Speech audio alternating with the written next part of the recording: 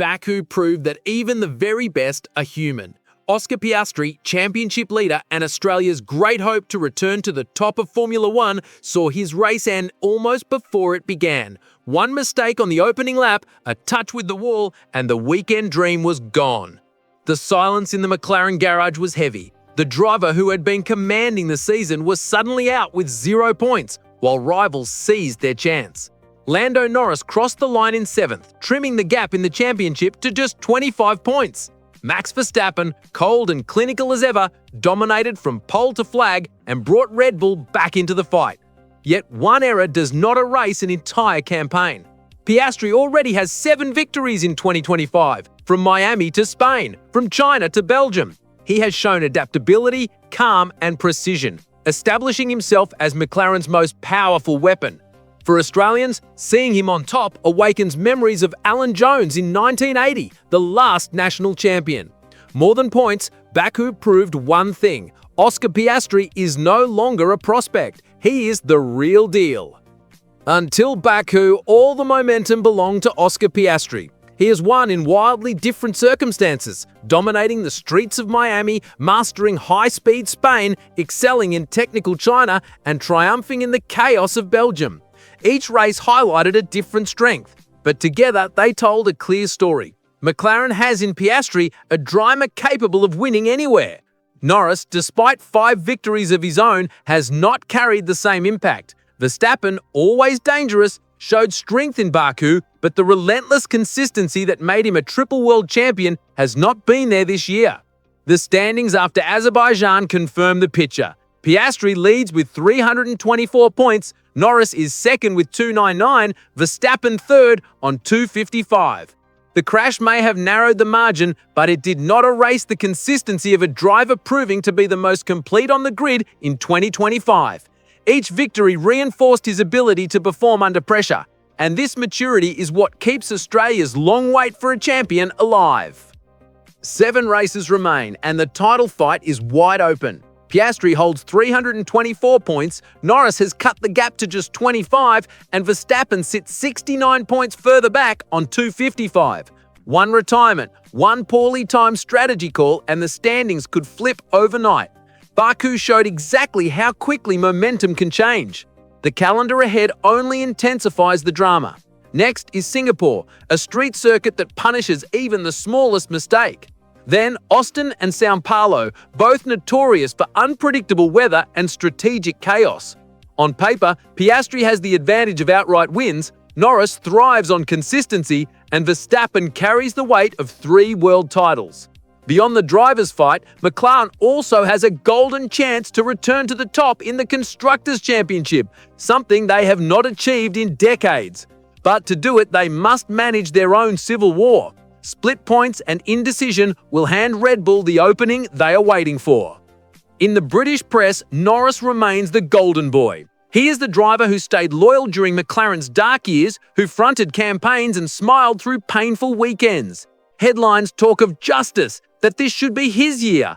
But in Australia, the story is written differently. Piastri is not the apprentice, not the junior partner, but the silent assassin. He doesn't need big statements, he lets his lap times speak. With 7 wins, he is already closer to a world title than any Australian since Alan Jones in 1980. Mark Webber fought bravely, Daniel Ricciardo won with flair, but neither carried a championship this deep into the season. Inside McLaren, loyalties are split. Some engineers praise Piastri's calm feedback over the radio. Others highlight Norris's years of development work. Both sides have merit, but the numbers don't lie. 7 wins against 5. Piastri isn't just competing, he is setting the pace. The crash in Baku sharpened the question McLaren have tried to avoid. Are they racing Verstappen or are they racing each other? In such a tight fight, every call feels like it carries hidden meaning.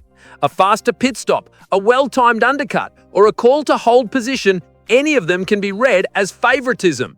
Formula One history is full of scars from similar scenarios. Ferrari's infamous Austria 2002 team orders, when Barrichello was told to let Schumacher win. Red Bull's bitter Vettel-Webber battles that nearly tore the team apart.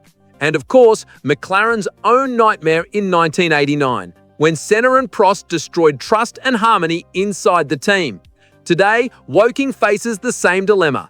Norris is tradition, loyalty, and marketability. Piastri is the future, already winning, already leading, already proving his worth. At 25, he is outperforming expectations. If McLaren hesitate now, they risk not only losing the title, but also losing the driver who could define their next decade. As McLaren wrestle with their internal conflict, Max Verstappen waits. In Baku, he reminded everyone why he is a three-time champion. Pole position, a perfect start, relentless pace, and a flawless victory. While Piastri walked back to the garage and Norris salvaged only 7th, Verstappen took the maximum haul. The standings tightened and momentum shifted. He now sits 69 points behind, but that gap could evaporate quickly if McLaren keeps stumbling. Verstappen doesn't need to dominate every race, he only needs McLaren to beat themselves. One more DNF, one more clash between teammates, and the door is wide open. Formula One has seen this story many times before. When teammates fight too hard, the outsider steals the crown. Red Bull strategists know this playbook better than anyone. The irony is cruel. McLaren's dream season to dethrone Verstappen could instead be the very thing that hands him another championship. This fight is not just about 2025, it is about McLaren's future identity. Norris has been the face of the team, the loyal servant, the fan favourite. He endured the lean years, carried the brand, and built the following. Many believe he deserves his shot, but Piastri has changed the game. In only his second full season, he already has 7 wins and leads the championship. Few drivers in history have made such an immediate impact. If McLaren mishandle this, they risk losing the cornerstone of their future. Sponsors and fans don't want excuses, they want results. If McLaren throw away both championships, it will not be remembered as lack of talent, but as lack of leadership. For Australia, the perspective is even sharper.